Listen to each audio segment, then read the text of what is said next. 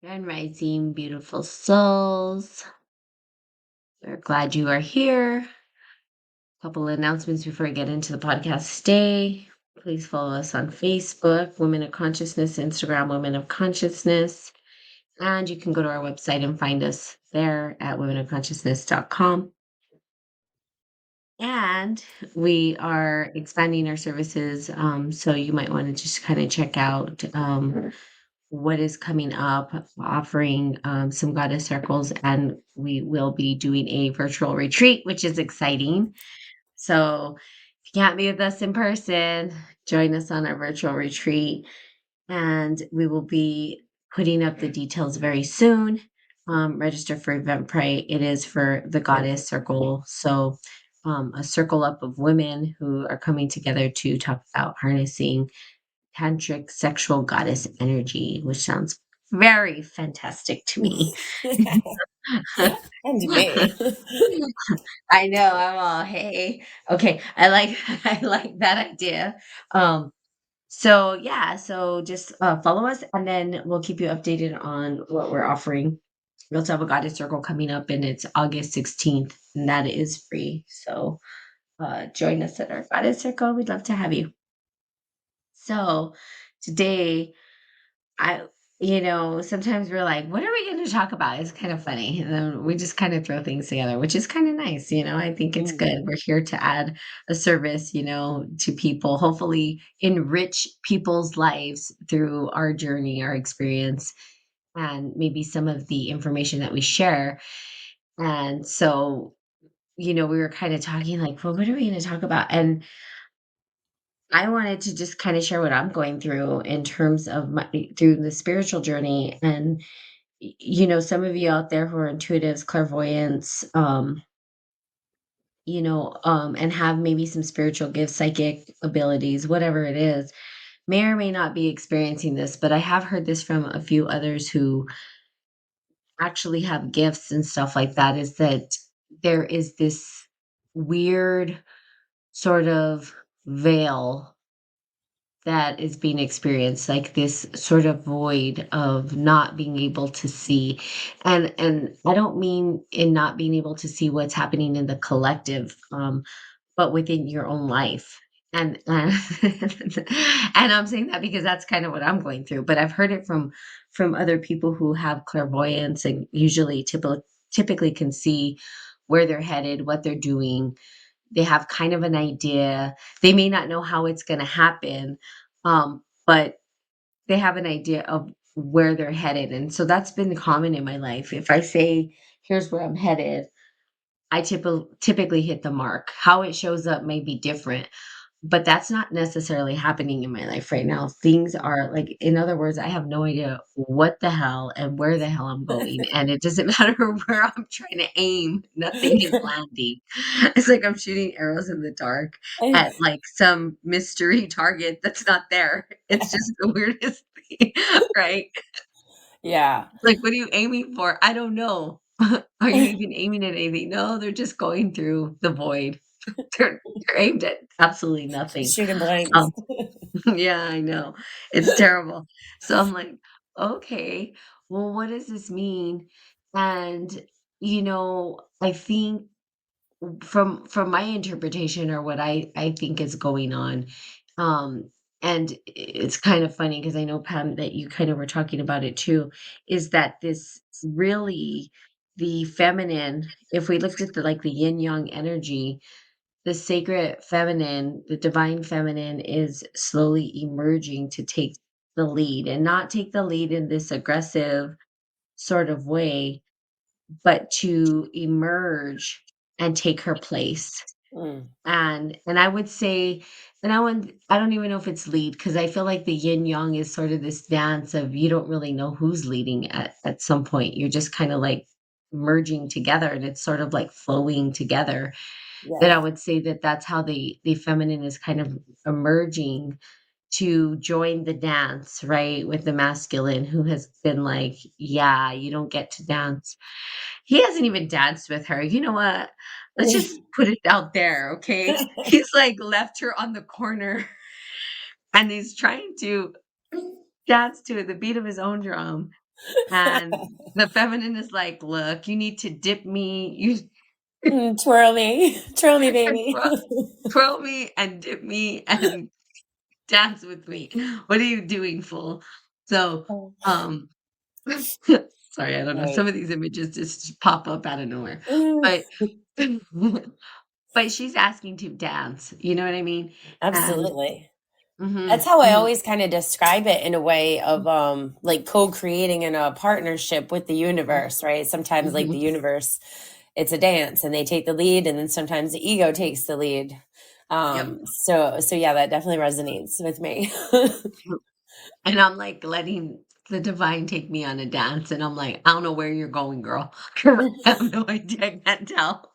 So, Yeah. uh, but I think that if you're feeling that way, so those for those of you who are listening that are, clairvoyant, um, psychics, like, I would just say really kind of think about where you are with your own internal feminine energy. And, are you listening to that energy inside of you and what it's asking you to do? Because it could be just the void. And I don't feel like I was telling someone, it's not like I feel like it's a tower event or um, I don't even know that it's a moon reflection thing. I think it's more of like actual veil. Like me, I think it's the high priestess, to be honest with you, Mm, that that we're going through the veil of the high priestess, and she's finally kind of opened the curtain and shut that curtain, and like, okay, those who are ready to enter, come in. Boom, shut the curtain, and then there's just darkness, and you're just like, what in the world? There's like no it's almost like almost completely void of light, but we know it's not completely void of light. Um, so I would say that yes, the light is there and it's so dim that it's nearly impossible to see, mm, but it's coming. yeah. And so that's kind of like the hope, right? And so I think it's just kind of like the way that I'm kind of seeing it too is almost like an elixir Mm, where it's like you don't it's like this soup and it's just like you don't know what's gonna come out and how it's gonna taste or you just throwing everything in it. It's like and then what's gonna emerge is like this new thing. mm, Um, so those are kind of the feelings that I've been having too. And I just want to kind of talk about that because it's been a weird phase of my life where I've always felt the universe so clearly, seen it so clearly, seen for myself, for my life and where I'm headed, right? Um, at the collective level, I can see clearly where things are headed. I mean, I think anybody can now. We're at the point where everybody should be able to see it. Like it's really in our face. So yeah. if people are not seeing it at this point, I'm like, oh wow. It's very exposed to us at this point. It's not hidden anymore. Yeah. Um, it's just are people gonna accept it? So the collective, a little more easy to understand where we're headed, what's going on. Yeah, there's a lot of shadow there coming up Yeah, to and be we can healed see and it. integrated. Yeah, and then people who may not have tapped into their gifts, because we all have gifts, but some people have not learned how to. Mm, Even those people should be able to kind of see what's happening in the collective, right? It's like blatantly obvious. yeah. So but it's our individual life and our individual journey where I think people are still kind of experiencing that maybe void or that darkness of like, okay, what am I doing with my life? How do I make a difference? Where do I go? And the spiritual people are kind of like, where is it that we get to land or place ourselves? So that's kind of what I've been going through.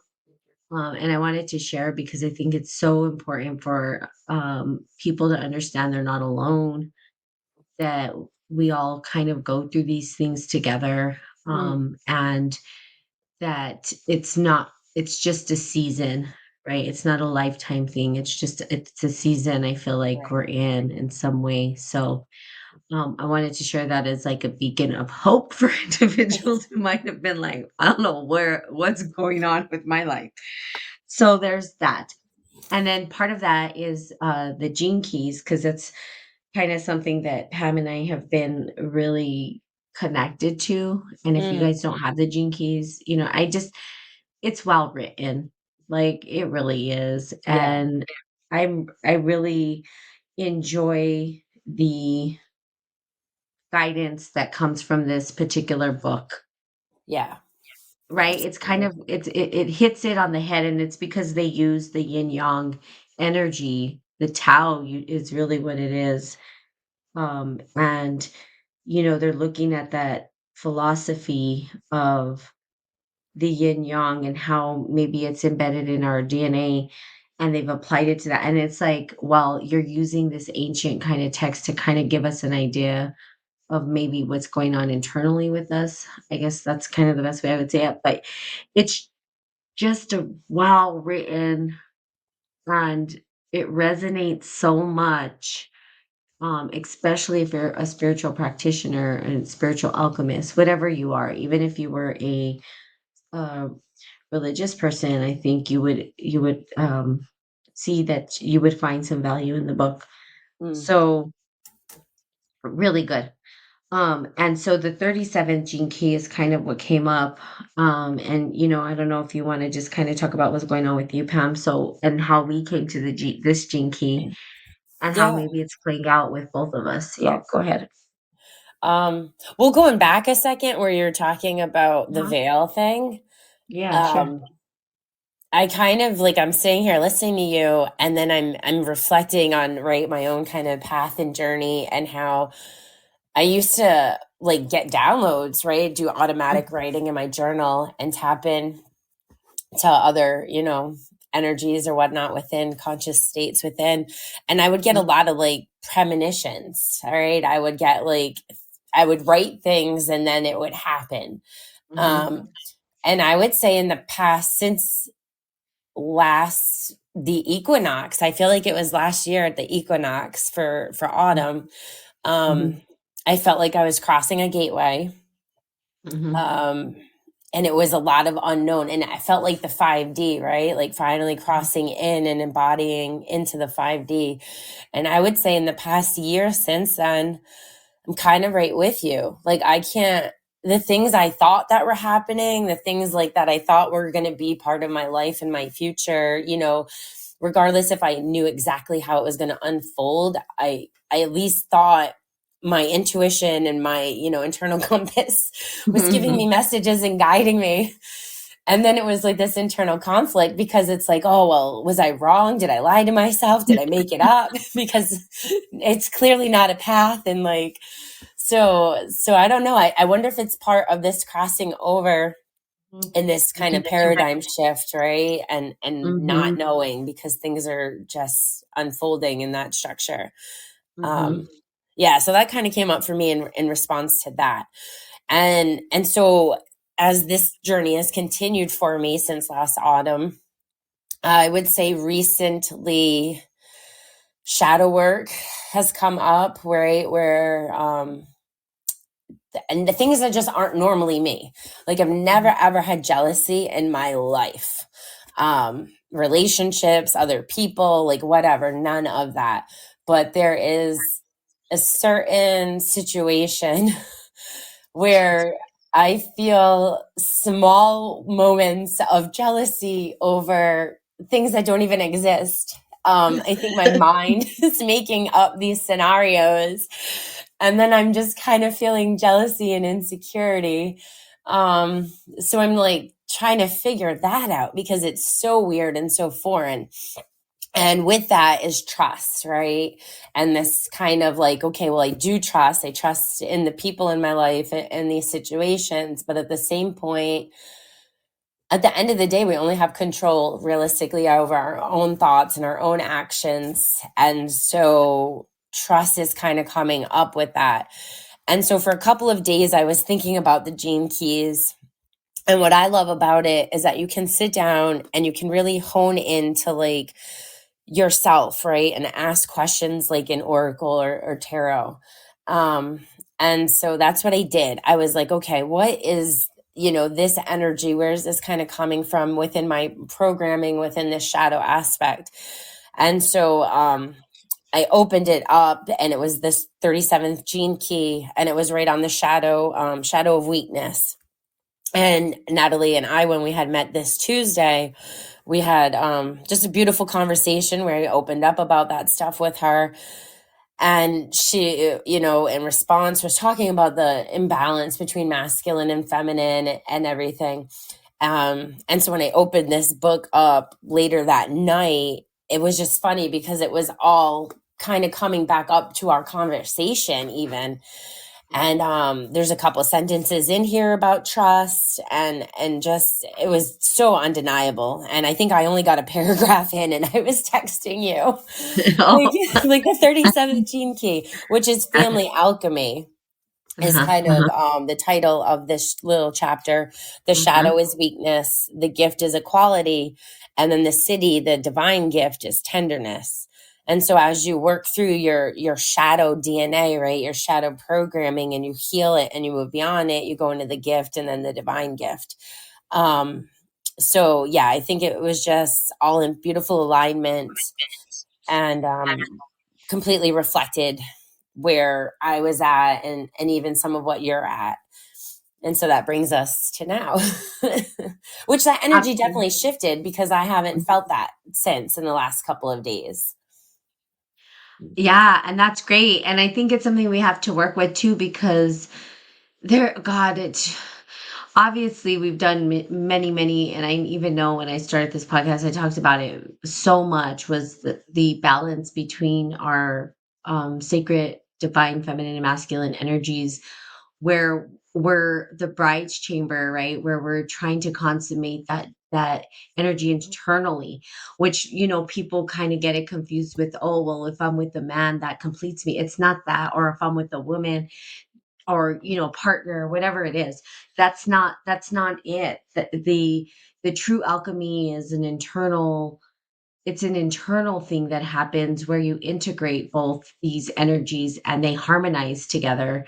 And when that happens, and it's cool, because I was reading the Tao Te Ching, when those harmonize. And it's funny because naturally tapped into this energy. It's called the great integrity. And I was talking about integrity the whole time.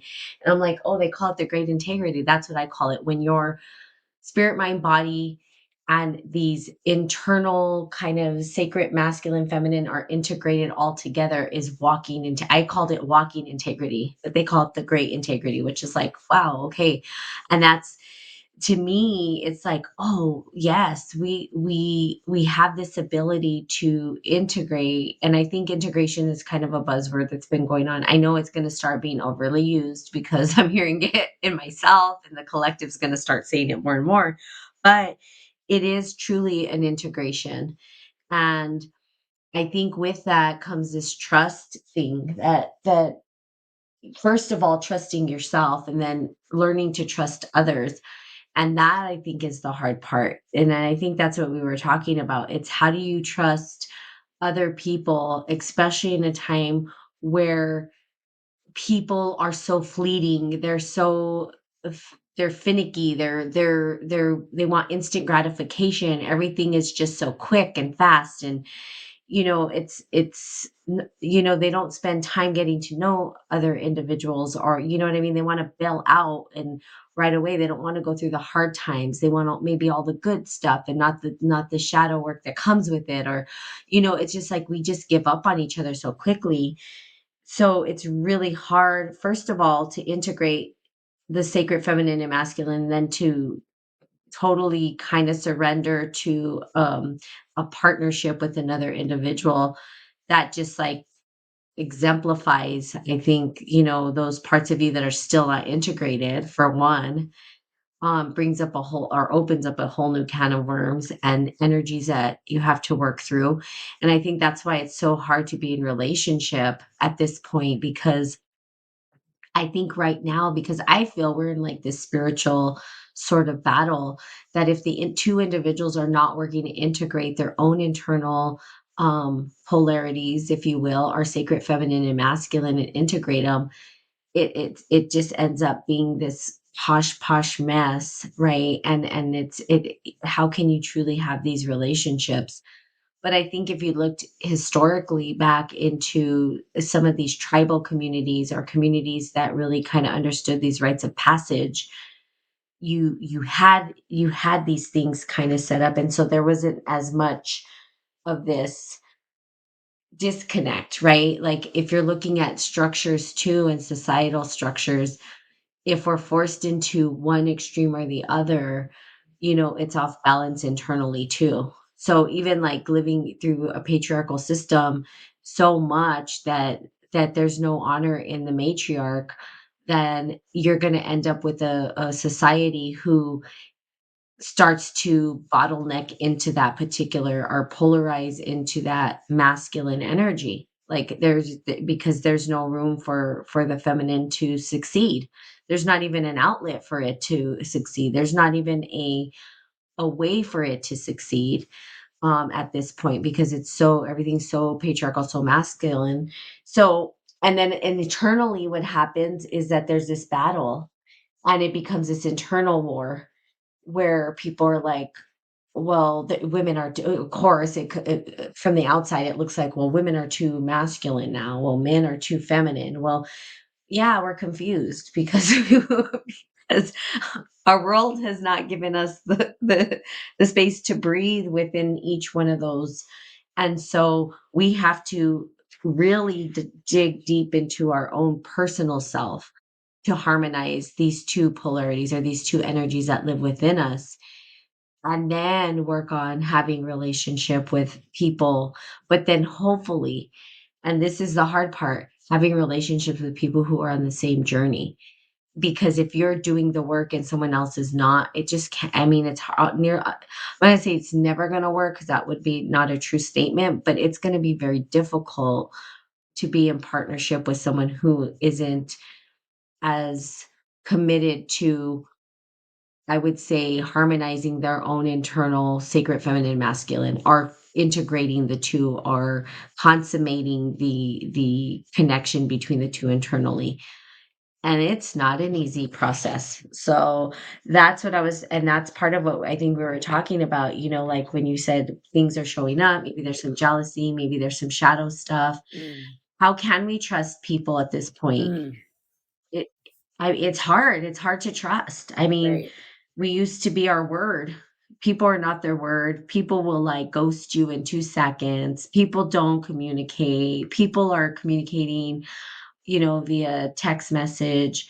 I don't know how often people get on the phone and talk or even meet in person, and there's this really big disconnect, and and I think that's part of it. Mm. So how can we trust? I feel the same way. It's very hard for me to trust, and I want to, and and obviously there's room for, no one's perfect. We all make mistakes and stuff like that, but there has to be some self-reflection. Like people have to be willing to reflect on their own, the way that they show up Right. too, and it has to be both ways. Mm. And so, yeah, it's really hard. It is hard to trust. And I think the closer we get to another individual and get to know them, I think that we really do challenge our trust for an individual, because it does get challenged, because we're like, well, are they just going to bail out? Are they just going to leave? Are they just going to find somebody else? Are they just going to, how much attention span do they have for one individual before they're just on to somebody else? Who knows? Right. Eh, Not exactly. much. They think we're reals. That's what it is.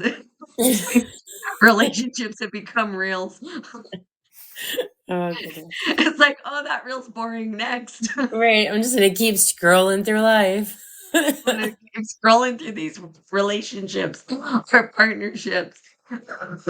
Oh, You know what I mean? It's like if it's 2 hours long, there is absolutely no way I'm watching it, you know what I mean? yeah. It's like, how can we ask someone to commit to a long-term relationship? They can't even commit to a movie, you know what I mean? So it's like Yeah. oh my god. Some things that go through my head, I just laugh. I'm like, "What am I thinking?" But it's the truth. That's the society we've come to, you know what I mean? It's like it's just everything is just right away, instant Yeah. gratification, and then on to the next thing. Um, and that's not really how life works. Right. That's an AI digital world, that maybe the digital world works that way, you know what I mean? And I think it's funny because I'm starting to see, and this might be going into a whole other thing, but I'm starting to see these commercials pop up, right? That where they're wearing the eye gear so that they could be in this virtual digital world.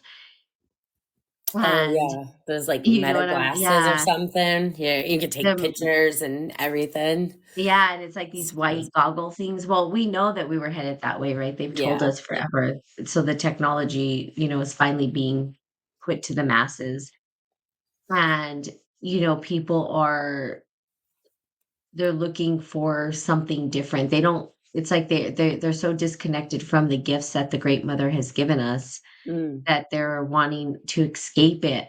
Yeah. And really what they're trying to escape is not this planet or this earth, but the psychosis that these people have tried to spew upon us. They're Yeah, escaping your own reality that you've kinda created for yourself and can't Uh-huh. manage or maintain or Mhm, mhm.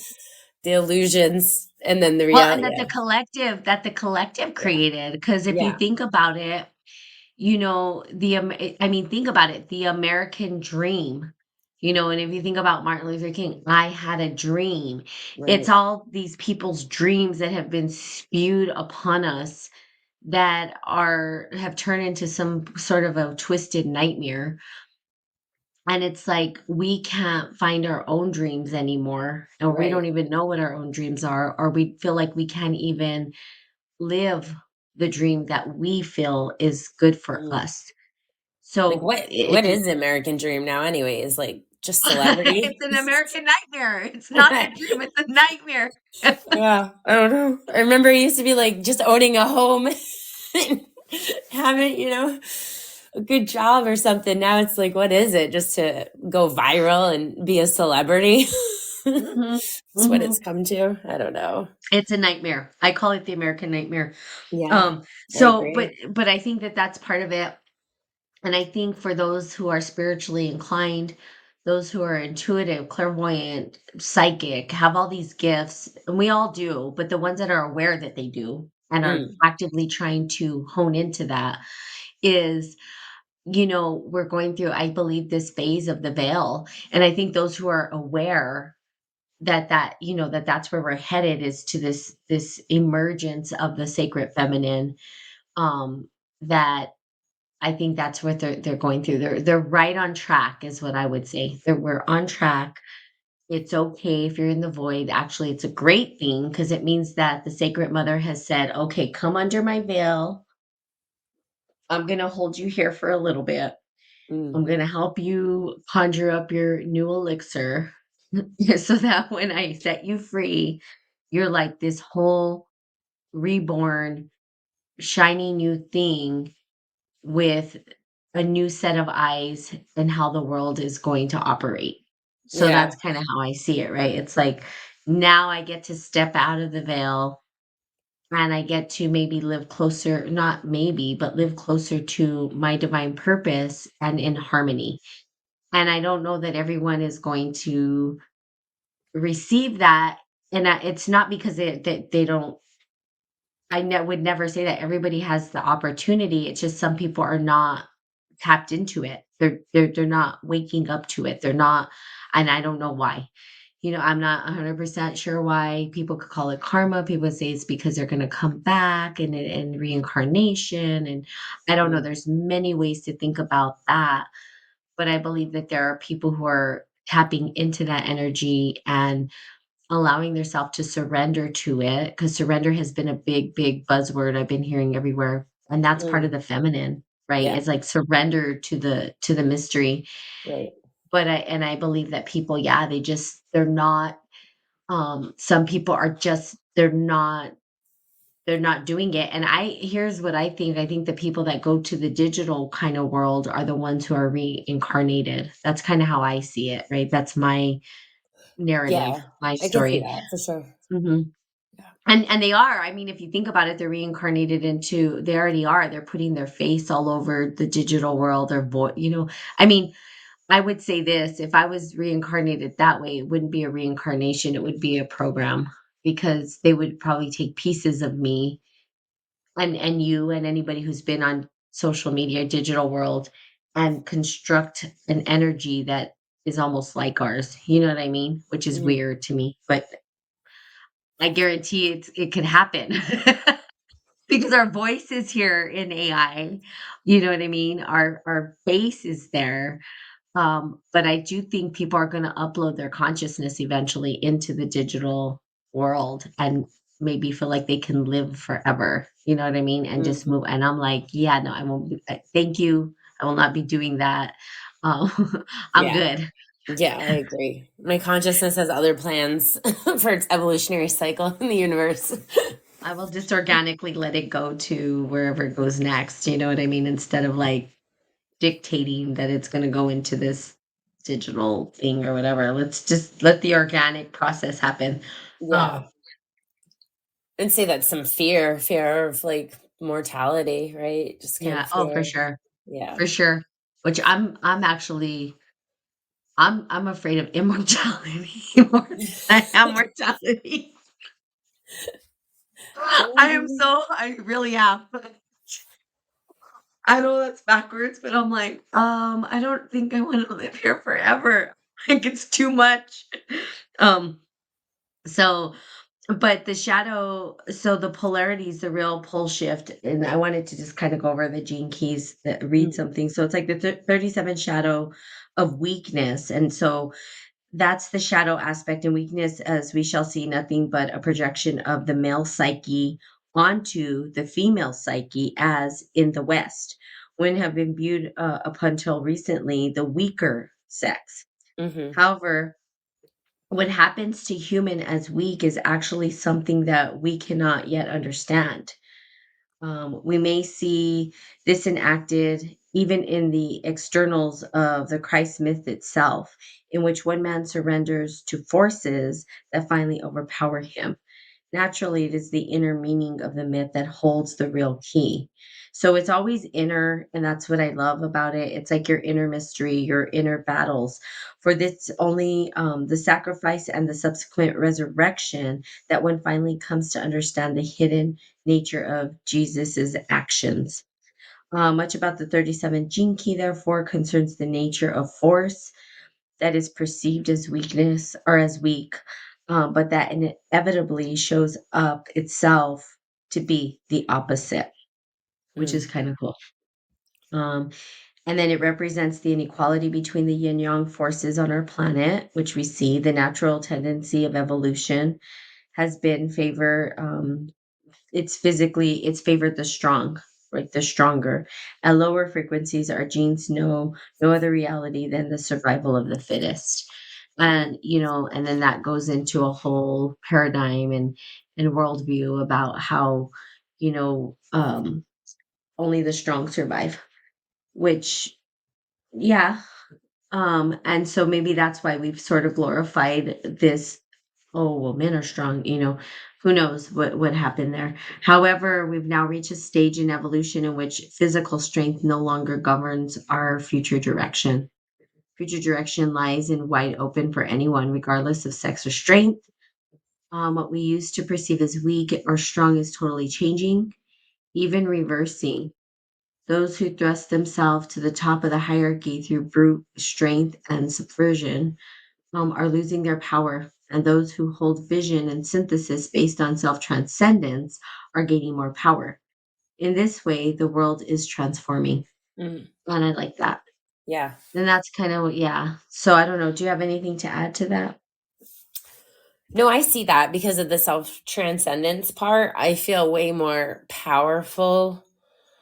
Um, and not like power over others, right? But just a sense of empowerment within me in the Hmm. last almost half a decade, I would say.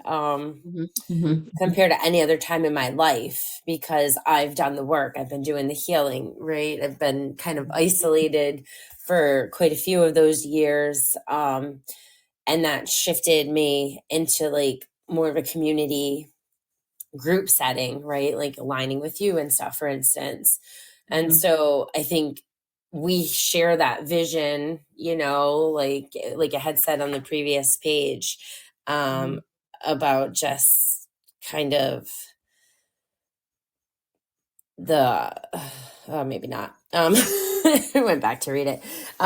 But yeah, no, I can definitely see that because I felt weaker, I think, in a wounded state for sure. Mhm, Um, mhm, in my own yin yang within, right, masculine, feminine kind of being divided and whatnot. And now like I've had a lot of transcendence and experiences around that, where I know my truth. I know who I am. I understand my soul purpose. I understand why all of those connections had to happen, and why I went through a lot of toxic and painful experiences, that really I think could have crippled, and made me weaker. It could have filled me with more hatred, but instead it was like working through that and finding this inner strength, and resiliency that then transformed and transcended my own spiritual being. mhm, mhm, mhm. Yeah, it's the integration. I think that's such a big it's such a big thing. I can share a story like yesterday because what happens really, I think, so I'm going to use some clinical terms too because dysregulation or, when Mm, your nervous system is thrown off, it really does cause there's this kind of like a spiral effect that happens, right? In terms mhm, of that. And if you don't feel like you're safe, which is really interesting because as we know, our sympathetic system is we're constantly in fight, flight, freeze when we right. necessarily don't have to be. And it's more of a mental thing, right? It's not like bears are running after us to eat us up or something strange. It's more like we're causing our own stress and our own anxiety. But it a lot has to do with how we were raised societally, and you can go back to when you were a child and did you get the nurturing you need to regulate your system and all this kind of stuff. And what I noticed is that I really worked really hard on regulating my nervous system. And for those who are listening, really look at there's a couple things you can look at. Reparenting is a big one. I love that in the clinical Mhm, sense, um, which is really kind of the same thing as like working with your sacred feminine and masculine energies. But reparenting is a good way to look at it from, using the words of absolutely. our culture to understand it. Yeah. And so that's really a good way to do it. But when you start to focus on regulating and bringing yourself back to homeostasis, um, it is interesting how you move through the world in a really kind of different way. Mhm, And I know for me, working with that because I had a lot of anxiety and from trauma from when I was young, and it showed up as an adult. I didn't really even know I was holding on to all this anxiety. Until I peeled back layers and I was like, "Whoa, what is this?" Uh, Really, when my system is thrown off and I feel like I'm dysregulated, I work to bring myself back.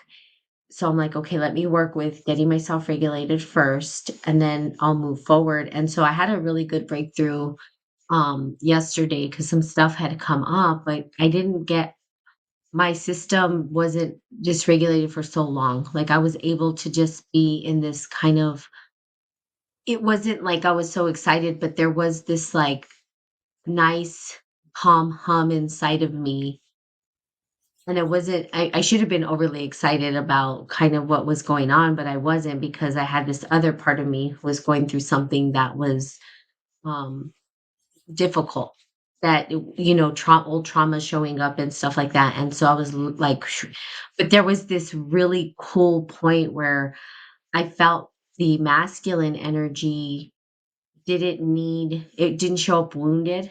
It showed up, healed and mhm, focused on the task, mhm, focused on what I needed to do, and not in response to I'm going to show them, because that's usually right. how that's usually how my wounded masculine shows up like, "Oh, this and this and this, well, I'm going to do this and I'm going to do," you know what I mean? And it's been good. It served me to like to help me be successful in a lot of things, but this was more aligned, and it was like, "Oh my god, I'm working on things I love." And I Mm, did it with so much focus and ease and grace, it was probably the most beautiful flow state I think I've been in because everything felt aligned. And I really did feel this integration of the two showing up, the masculine feminine energies inside of me showing up and supporting each other. And it was Mm, like, whoa, this is cool. Like, this is something like, and the task that I didn't feel overwhelming or didn't feel daunting. It just was like this beautiful, harmonized, blissed. And I was like, wow, I'm in bliss right now. Like, this is joyful for me. This is like really cool energy to work with. So I think really mm, working to integrate the two internally and we talk about it, but experiencing it, right? It takes a while to get there if especially if your base programming from your parents was an environment that was not so good, right? Or if it was a toxic environment or an abusive environment, it makes it a little bit harder to mm, get there. You have to work through some things, but some people had some really great parents, you know what I mean? And maybe they don't have um, as much to go through, maybe societal and maybe peer stuff, but if your parents helped you to understand how to regulate your system, kudos to them. I don't know that there's many. They didn't even know how to regulate theirs, so I don't know if there's right. many, but Yeah. Not when I was born in the 80s. Are you kidding me? My dad was, whew. we are the latchkey kids. We are the kids of the the Yeah. 80s, let's just say. Um, you know, we kind of had to learn to raise ourselves in some ways. So we were being raised by our peers too. Yeah. Mhm. Or Um, with our peers, I would yeah. say. And I just want to say one more thing. You said something about, I didn't feel power over, but you're right. It's power with. Mm, yeah. And Yeah, that's that huge. collective. Yeah. Mhm. Because right now, I think it's a lot of people feel good. They feel strength when they have power over other people. Mhm. Yeah. Yeah. And I think we're moving into power with others. You know Mm, what I mean? That collaboration, that co-creation, that ability to create win-win situations, both ends, instead of this like competition either or, and the reality is what I believe is like the people quote unquote at the top don't necessarily compete with each other. yeah. They're they're they're collaborating with each other and they're making everybody compete for the stuff for the crumbs that they're like, here, we'll give you guys crumbs, compete over it. But really, they wouldn't have be able to hold all of their possessions without some sort of collaboration. But they're Mm, just not collaborating with the masses, right? They're just like, I'm going to collaborate with my little circle of people. yeah. So I think that's true, and then it does create this power dynamic and like strong. So we do see these values, like I would say value confliction, right, between the society Hmm. where some people are valuing that collaboration and others are valuing their power and their ability to hold on to it. So Yeah. and it's just yeah, so we'll see how that goes. But it says the 37th shadow is undergoing major maturation throughout humanity, and it is. Um, so it's going beyond old boundaries and definitions, which is exactly right. So we're even trying to come up with new words to describe. Um, we have ancient words. It becomes a maturation. The entire social structure of our civilization is crumbling. Um, we're experiencing natural demise, in the family unit, um, and such times great social change and unrest. So we see that, an inner rebalancing within human psyche fabric of our society is being forced to change. Repressed feminine side of humanity is rising up to the surface once again. And this is changing the basic patterns of traditional roles for men and women. The uprising of the yin force is actually beyond gender. is what I was talking about earlier, Yeah. but it is also confused by gender. So many women today, so if we think about the confusion of gender, like there's so many people confused by gender because, and that's the sacred feminine showing up. Many women today are under the impression that the time for women is coming and the time for men is over. This attitude is simply another form of the 37 shadow, which always overemphasizes one aspect of the polarity. So again, it's not about, like, I think the feminine movement, some people are so extreme that they're like, get rid of the patriarchy altogether, sever it. I remember that we were when I was working with the Women's Resource Center, they made a piñata and they called it patriarchy and had people hitting it. And I was like, yeah, I don't agree with that. I can't get on board with that kind of stuff. Like you realize that we both need each other, like to, harmonize together.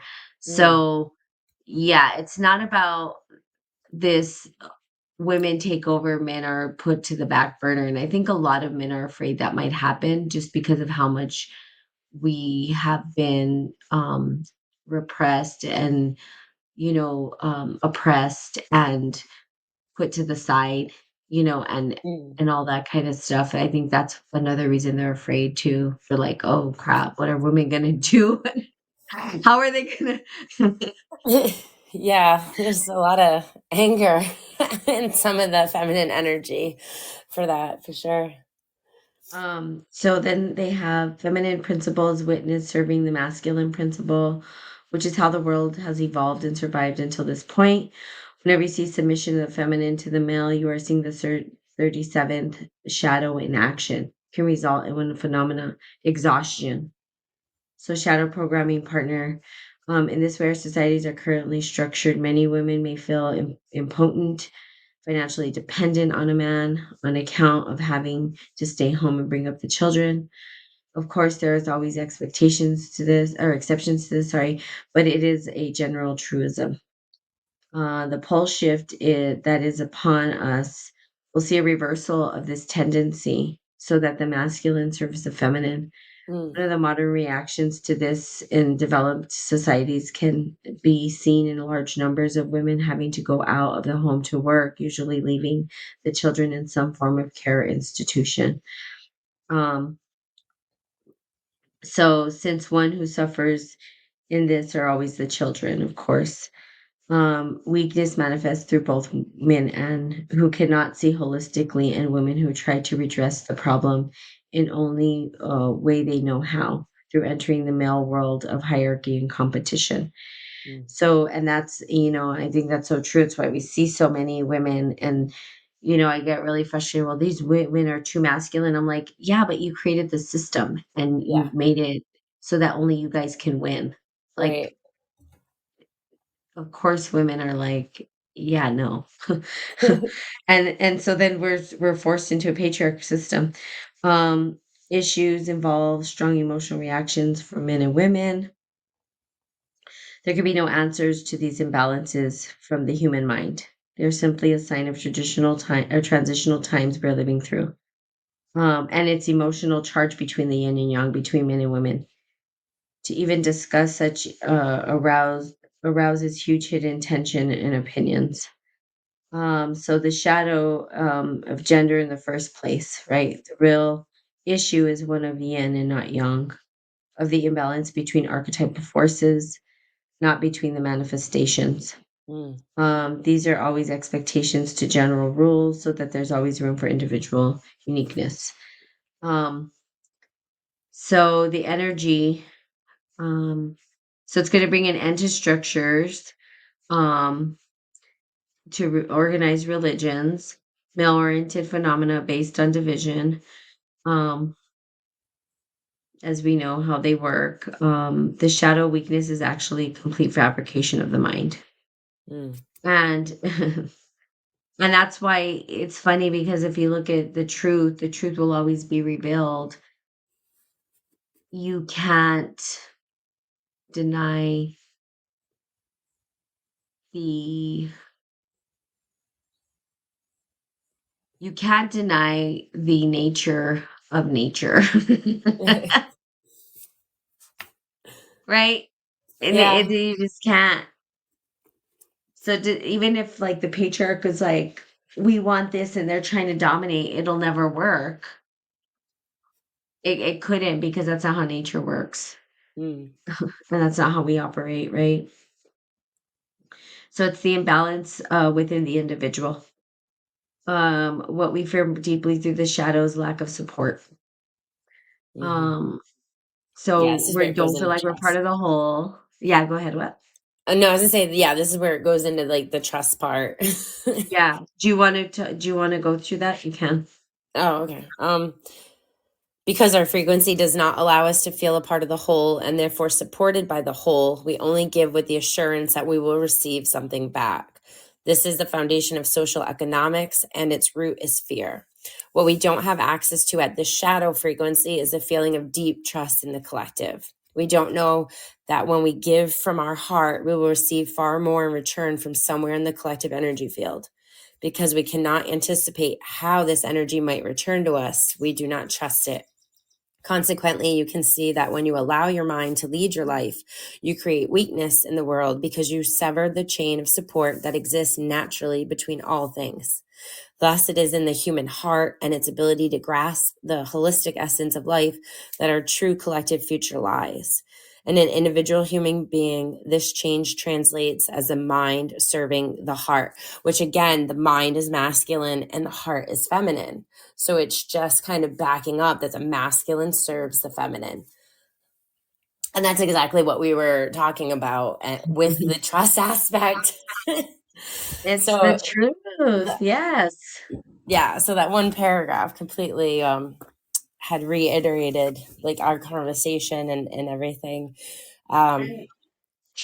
Yeah, go and I ahead. think even for men, like, right, like that must be like, how do we serve feminine, like when they've taken charge, right? Because look at the history for women. Like, you didn't even have an identity, you weren't allowed an education. Like, it wasn't even until the 70s that women could have their own bank account without like their husband, being on it. At least in America here. So it's kind of crazy. But when you think about the heart leading the way, um, yeah. But I think that's where all that fear comes in because people don't want to open their heart. It, Mhm. so it kind of goes not only from the DNA, but then you're dealing with your chakras and your energy field. And right. And it's all intertwined, for sure. Yeah. So I think that's where some of the work really lies in kind of quieting the mind and listening to the heart, and then just Yeah, and trusting, there's like right? this.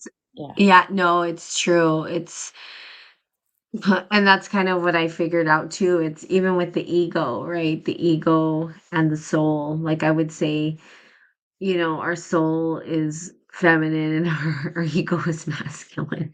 Mm, And the soul, the ego needs to serve the soul, not the soul serve the ego. mm, It's and it again, it's that like everything's been totally flipped and we need to get back to flipping it. yeah. And I think with me, it's really weird because it's like, yeah, I think my mind is, I'm trying to understand how to lead through the heart. And I know that that's to me is like so hard because it's weird when you talk about the chakras, like, as I'm closing my eyes right now and just thinking about it, there is an energy blockage in my solar plexus. It Mm, just gets stuck there and then it mm, doesn't move to the heart. And it shows up as like these knots in my stomach. I want to throw up. You know what I mean? I get nauseous mm, and it's like move the energy up, but it does start in the mind. mhm. Do you know what I mean? Yeah. And And so then, it's like, how do I do get that integration between the heart leading and opening up? And it is that fear, that trust, because you're like, well, if I fully open up, mm, holy shit, right, I expose myself to hurt because it is true. You don't know what you're going to get back from the collective. right. Nobody, most people are not living in integrity. Right. So it's hard. It's just they're not, Mhm. they're not honest with themselves even. So how Mhm. can they be honest with other people? Right. You know what I mean? I do. They're not living, and it's hard, and I get why. You know what I mean? They're doing these jobs they hate and try to convince themselves they like them. That's out of Mm. integrity right there. They're afraid to let go of these jobs because they need the money to feed their family, so it's just like this vicious cycle that's been Right. created. And the And average person is kind of living out of all these shadow spaces of the oh, DNA for with sure. closed off, energy fields within too. So yeah, it just conflict and chaos ensues, right? And so I think people are just like, well, let's just keep the peace. And so it's easier to say nothing and do nothing than to stir the waters.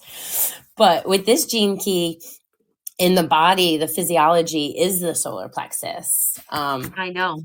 Yeah. And I I think know. the important thing too, really quick, what I Mhm. love about this is there's always two natures, the repressive and the reactive nature for every Mhm. shadow. And it's usually very feminine or very masculine in those. And so for this one, the repressive nature over sentimental, when the 37 shadows repress, it tends to manifest through inauthentic giving. These are people who are ruled by their emotions rather than their hearts, and they often believe that the two are the same. They repress their own fears through a dreamy mentality that may speak great words about humanity, but that lacks the inner strength to take a stand for itself. These are the people who, as victims of their own emotions, give the human heart a bad name. Whereas the heart is strong and fearless, the emotions can be fickle and overwhelming. Such people hide behind and within their emotions, which blind them to the deeper truths inside them. They have a tendency to overprocess at the emotional level, which makes them draining for others to be around. The deepest irony is that these types of people are actually addicted to emotional states as a means of repressing their deeper fears. And then the reactive nature is cruel. So the reactive nature projects its own fears out into the world where it sees only inequality. Out of this core belief, these people become hardened around their heart until they entirely forget what love feels like. As the polarity to the repressive nature, these people tend to see others as over sentimental and will take advantage of their good nature. Out of these two patterns, the repressive and reactive, our current civilization is created. Only those who are no longer victims of their own or others' emotions can break the victim abuser patterns lying at the heart of our communities. The people who we perceive as cruel need willing victims in order to rise up in the community. Once someone takes a stand anchored in their heart, these abusers are the first people to crumble. And so for myself, I see the repressive nature in the feminine aspect of it, where like I definitely know I have a lot of emotions, right? I definitely have been able, like you were saying earlier, dysregulation, self regulation, kind of learning the difference, learning how to manage all that. I really Yep. did wear my heart on my sleeve into a point where I felt like I had to kind of be cruel and it hardened over just because of all of the cruelty that my heart experienced from others. It was like, Yep. okay, I'm going to mirror it back. I'm going to protect Mhm. myself by becoming a cold hearted bitch, is what it felt like. But at the Yep. true, authentic essence of who I am, like, that's not my state at all. And so I have done a lot of work over the years without even knowing this book or any of this stuff. But to do that, to work with the heart and open it and be authentic, and now I think that's where like some of those fears are coming up because my heart is open and my masculine knows how to protect that heart finally. And it's just now the trust in the collective, the trust in the others, because I know where I stand. And so I think like that's really interesting when you can figure out what nature your DNA is programmed at the shadow frequency, and how you then are right as part of your personality and how you interact and engage with others. And I think a lot of people are yeah, one or the other, very emotional, and it can Mhm. be draining and hard for sure, or it's very cold-hearted, and then we just kind of accept love from that place, and that's not real love at all. Yeah. And I struggle to figure out where I'm at because I'm like, Mm, I'm not cruel. I don't use people, but I can feel cold-hearted. I think I'm more emotional. mm, And and the reason why I would say I'm more sentimental, but it's really hard because I think there's for me something might be missing in this because I'm like, well, at least for me, but I do over process. That's what I'm always processing. So I'm yeah, like, okay, I can get on board with that one. yeah, Um, and I do know that I'm addicted to my emotional states. So I'm mm, like, okay, I get that too. mm, And I do go internal, very yeah, internal. But I don't know that I bring people down. I think I do a very good job of hiding all of this until people right, get to right, know me. right. I would And just then when they get to know me, isolate. Yeah, they're just like, okay. yeah. But That's what I so did. I I would think that withdraw and just yeah, kind of be alone to deal with it, and uh-huh. yeah, push Yeah, people away if anything. That was my that's fault. yeah. So I do feel like I don't some of it I think is true, but I also think that because I'm self-aware that I don't wanna pull people into those states, and Mhm. usually I'm the one trying to help people out of those states of Mm, being.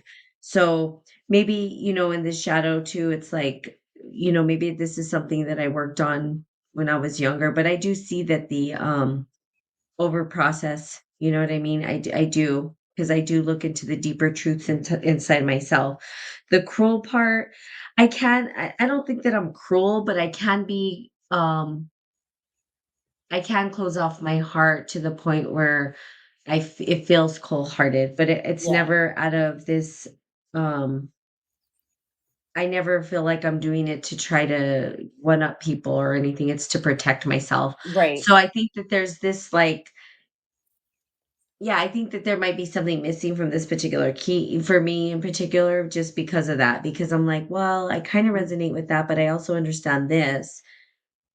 And people can say that I'm cruel, but it's never that I'm, like you said, it's mm, because, well, I had to be cruel because not cruel, but I have to close off my heart, which feels cruel to other people because right. you guys it's hurting. You know what I mean? Right, So I right. That victim gotta protect abuser it. patterns, like it says. Exactly. So maybe I am more the victim Yeah. mentality in this whole scenario. Like, you hurt my heart. Leave me alone. Yeah, absolutely. I But don't then want to it close my heart off. You know what I mean? I don't. right. And I No, realize it's definitely really not. And hard for that's where we me. keep getting triggered and tested to Mhm. consciously evolve and heal, right? It's kind of like to live with a closed heart isn't the purpose.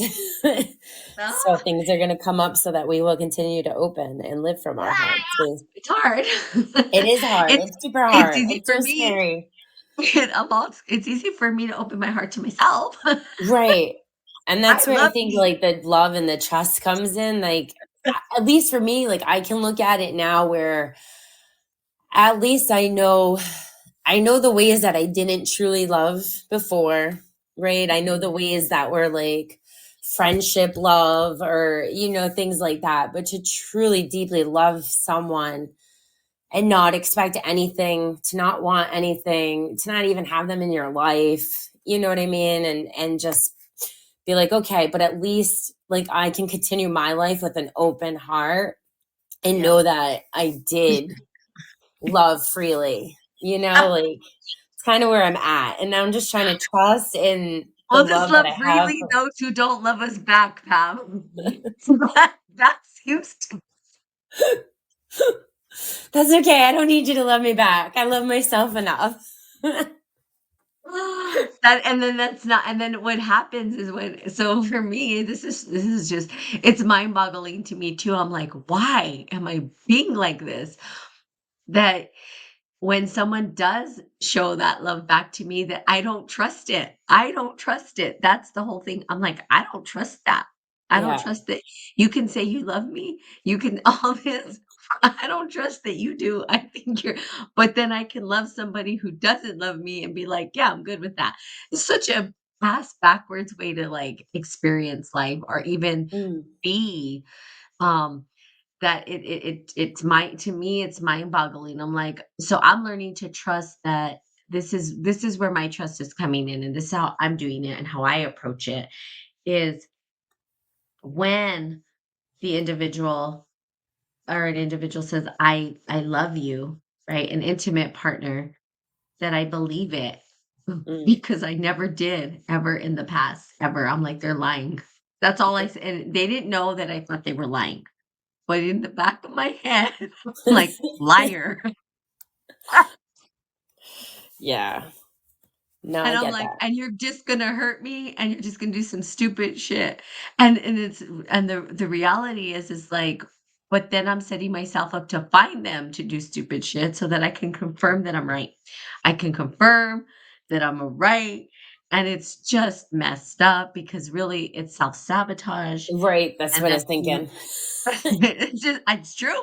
I Yeah, self-sabotage. It's easier to absolutely. self-sabotage than to open my heart. Yeah.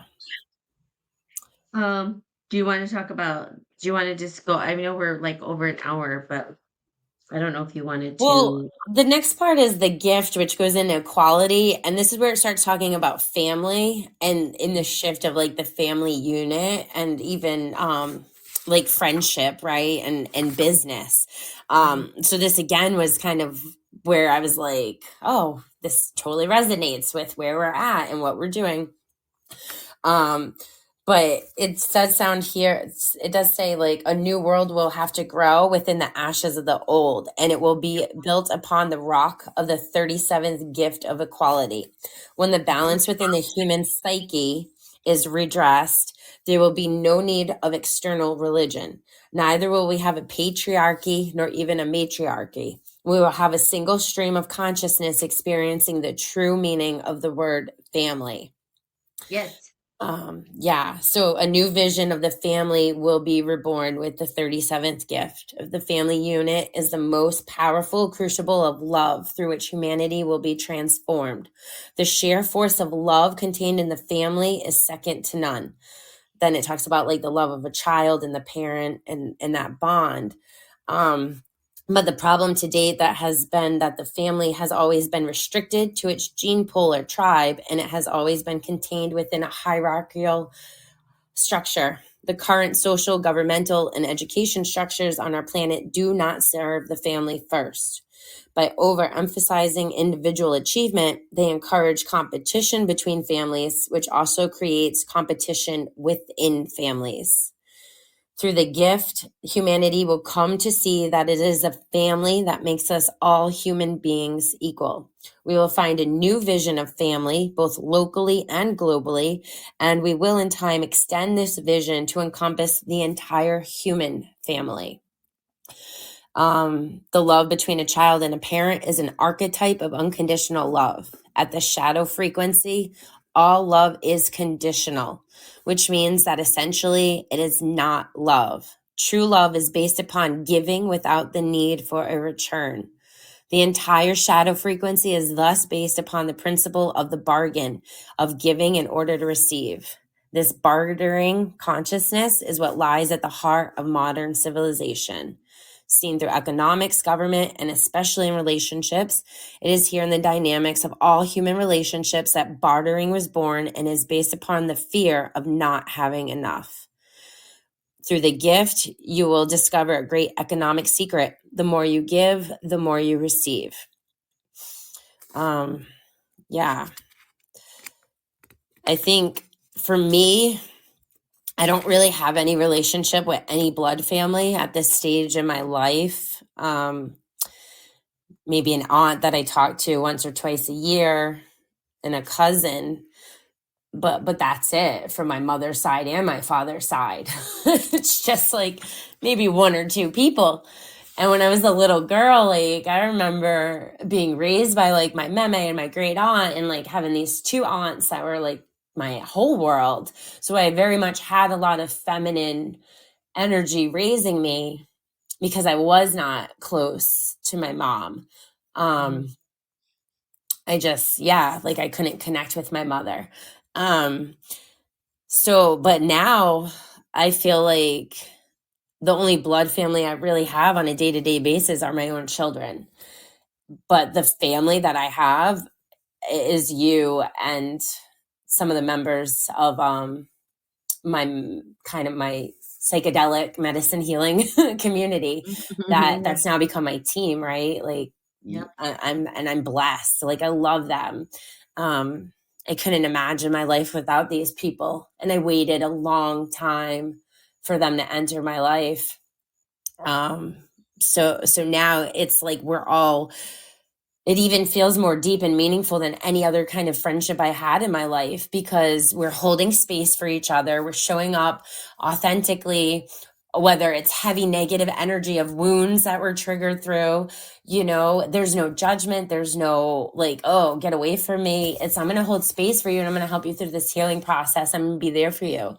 Um, which I've just never witnessed or experienced. And it's been so life transformational. Um, and just even with you and what we've created in the past year, like you're my sister for I love sure. that. So Sister um from another mister. right. Exactly. um so I feel like I'm kind of going in between those states, right? Like I kind of keep going back to the shadow to healing what is left there, but I don't Mhm. live from that shadow space. I feel like I'm definitely more in alignment with the gift. And then Yeah, yeah. and that's kind of where we're headed, right? Hi, Laura, how Mm. are you? It's been a while since you've been on here, and I have not been consistent every single day like I used to. I do Tuesdays, and it's not Tuesday today, so that makes me a liar right now. We've had to But navigate a but dance. but just typically I do Tuesdays, if you wanna listen. But I've been putting out content, and now I have a business partner, so there you go. You can hear more than just Natalie talking, although I still do a lot of talking. Oh, funny. Yeah, and I think that's true. I think the gift of like equality, which is kind of funny because when I was reading that, I was like, oh, this sounds like spiral dynamics. You know what I Mm, mean? Of course, that's the first thing that comes to my mind because I'm like, oh, we're moving paradigms like from, the what I would say is like um consumerism or capitalism or whatever it is into this equality state of being, right? Which, to me was like, oh, that's a spiral dynamics kind of thing where we're headed to this equality and equity and all these words that have been coming out. um but I do think that there's going to be, and that's why we see these like conflictions of values, is what I was talking about. And I think family values have to change. Things need to change in the family unit for mhm, sure, because to fit the paradigm and the way that humanity is going. And so again, it's going to be a real kind of bumpy road is what I foresee, because you have these old structures that have to be kind of dismantled mhm. so that new structures could emerge, So, which, yeah, is just crazy. Yeah, humanity looks real dim. It does. But Larock, we were talking earlier, if you ever want to just go back to this podcast, a very long one, um, that the dimness, or what we talked about in the beginning, I would say is the veil of the sacred feminine just coming and, really kind of opening up her veil and saying, "All right, come through." So I think it's gonna look dark for mm, a while, which is scary for some people. But if you're doing the spiritual work internally, there should be no fear. I am mm. absolutely not afraid of the dark now. You know what I No, mean? That definitely not. darkness, that shadow. Because at first I was like, "What is going on? I can't see anything. I don't know what's going on. This and that." But there's no fear there, because if you're doing the work internally, you're not afraid of the feminine. The feminine can seem scary though, because let me tell you, the wounded side of her, or the, let's just say, the dismantling side of her, where she takes everything out, that can be Mm, scary. The dark that's coming is going to be the ugliest thing humanity's ever seen. It depends. I think it depends on where you are spiritually. Mm, I think if you're ready spiritually, that it may actually be a gift mm, for you because you know that things have to go through this in order for new things to emerge. yeah. So it does depend. And I think some people will be facing that, that ugliness, you know what I mean? That reflection or whatever that they need to face or whatever. And yes, there's a values confliction, is what I was saying before. There's these values that are conflicting with the old and the new and the paradigm. And so it's shifting. Some people want to stick with old values and morals and culturally stay the same, but we're not staying the same. Yeah. And that's how change is really hard for individuals. And so you see these people really trying to. There's a parable, like if you empty a glass of water, you can never get the same amount of water back in it. Well, that's what's happening. The cat's already let out of the bag. So Mm, you know, it's just old values kind of work. These new values have brought nothing but disasters. There's no new values. So there's not new values. That's the point. It's right now it's very it's dark. No one really kind of knows what the new is. So what we're experiencing is this disconnection and confusion about what is the new. yeah. But we want to go back to the old because it was comfortable and we knew what it was. So we don't have new values yet. I wouldn't even say we're even there. We will see that new communities will emerge from this. Hmm. But it's hard for us to think outside of the big system, right? Because it's so ginormous, it's so huge, it's so vast Mm, that we are swimming in it and we can't even come up to get breath. So the reality is we haven't even created what is to mm, come. Those new hmm. values have not even we and if you go back and listen to what we talked about, we don't even trust each other. How the hell are we going to create community? We can't even trust each other. Right. There's not let's just start with trust. I think that's a big one, right? Like that's a value we should go back to, like trusting people's words that they say that they're what they are going to do. They become their word. They become integrity. We don't even have that. You know, it's like I don't trust anybody. I trust myself. It's hard for me to trust, and it's because of the collective. We so Larock too. We're reading out of the Gene Keys. I don't know if you've ever heard of it, but it's a really well written book. Mm, And we were reading the 37th Gene Key about family alchemy. And so, yeah, so we don't have, and I've talked about this, ages ago about creating a community. And there are intentional communities popping up around the world for those who are interested to understand how that would look. There is an association for intentional communities that I did find out about, and it's kind of cool. So it's like if you look at it, if you go and you see that there are communities that are trying to emerge from this into new systems.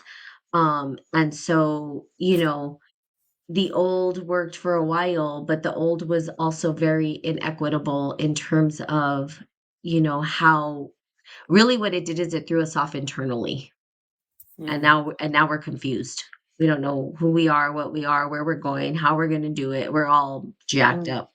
Um, So that so kind of ties in with the divine gift, the city of tenderness, because then it mhm, talks about this is where it really brings in the myth of Christ and the sacrificial mhm, lamb and stuff, the mythology mhm, there, and again mhm. relationships and even sexuality, um, the Yeah. transcendence of sexuality, right? Oh, yeah. Yep. But this one, I just thought it was really good in relation to that. It says, like, the lamb has a deep symbolism with our coming age because it represents the spirit of surrender to an overwhelming inner power. The sacrifice of the lamb corresponds to the giving up of identification with outmoded outlooks and the embrace of a wider reality that lies beyond our current view. We, Mhm. humanity, are the lamb, and the universal spirit holds us in tenderness as a mother cradles her child. As Mm. individuals, we each have to bow our heads and accept the devil within us instead of pushing it down deeper into our psyche. The very thing that terrifies us the most will utterly transform us if we can but trust it. It is the source of our sexuality, the dark feminine shadow place within every human being that contains the greatest mystery of who we are and what we can one day become. Yeah, Yeah. and that's funny because that's what I was working with this sexual energy, right? Like, that's Right. the big piece. It's like, how do you use that sexual energy? And it really heals the Mhm. body internally. I've just noticed I haven't had any pain. Which Yeah. is kinda cool, right? That sexual energy really does work to heal the body Mhm. in and when it's funny, I just got a visual that I have never had before about the sacrificial lamb or whatever, was the ego being the lion Mhm. and the soul being maybe the lamb or whatever, and it's like the lion's always trying to eat, like, the ego is always trying to eat away at the soul. Yeah. Instead of, like, surrender to the soul and, like I don't know, I just got this, like, visual in my head of, like, the lion and the lamb with the ego, our internal ego trying to be so controlling and overpowering and not allowing us to surrender into the mystery, Mm. of the greater mystery, like you said, which is not scary, it's tenderness and love and kindness, and it holds us, it's like the womb. Um Yeah. and I think we're so disconnected from that womb space that we think we don't deserve it, I think. I think we've gotten so far that we don't think we deserve it. We don't feel like we deserve to be held in love, and we don't even believe that people could hold us in love. Like, that's Mm. how far away we are from this crap because it's like, we don't trust people. How can you trust people to hold you in love? Yeah. You know? It's Yeah. you know?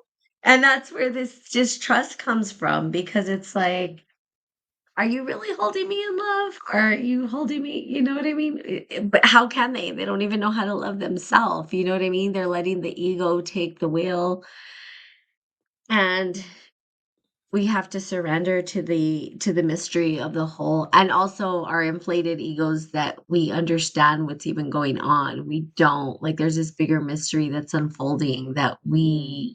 we will never understand. And I think that we've got to minimize not minimize the ego, but, like, put the ego in check and be like, "Look,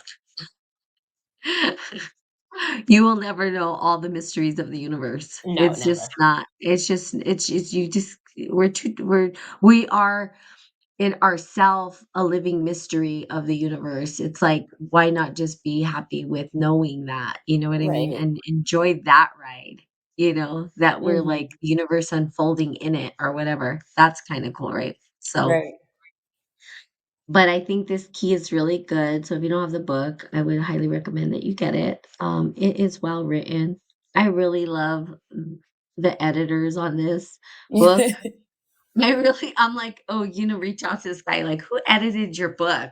I know it's his writing, right? But there's a team of people. It's funny how Right. people will write a book and they forget there's a team, but I'm like, they really did a good job of helping him bring it to a a place of understanding that it's Yeah. a easy read.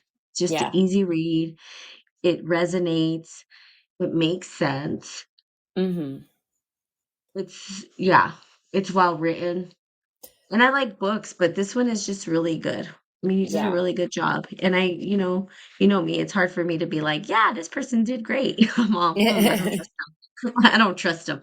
But I think he took a lot of time and energy. You could tell that he took his care in writing this. Right. So I highly recommend people Yeah, get the Gene Keys, definitely. It's a good Embracing one. Your Higher Purpose, which is really kind of cool that Yeah. you read. Um, It helps Really, with the really good. healing And a process. great idea. I mean, a great idea the way that he put it together. I was like, wow, this is really phenomenal to be honest with you. So, um, and super helpful. Yeah. So, okay, so we're up on an hour and a half. Apparently we had a lot to say. I did. Right. I did a lot of talking today. So, anything else, Pam, before we go? Oh, no, no. Still yawning and stretching over here, but Okay. I know. we did it. Awesome. We did it. So we love you guys. Have a good day. I feel really good about this podcast actually is pretty awesome. So Yeah. um have a fantastic day and we will be seeing you guys soon. Yeah. Take care, everyone.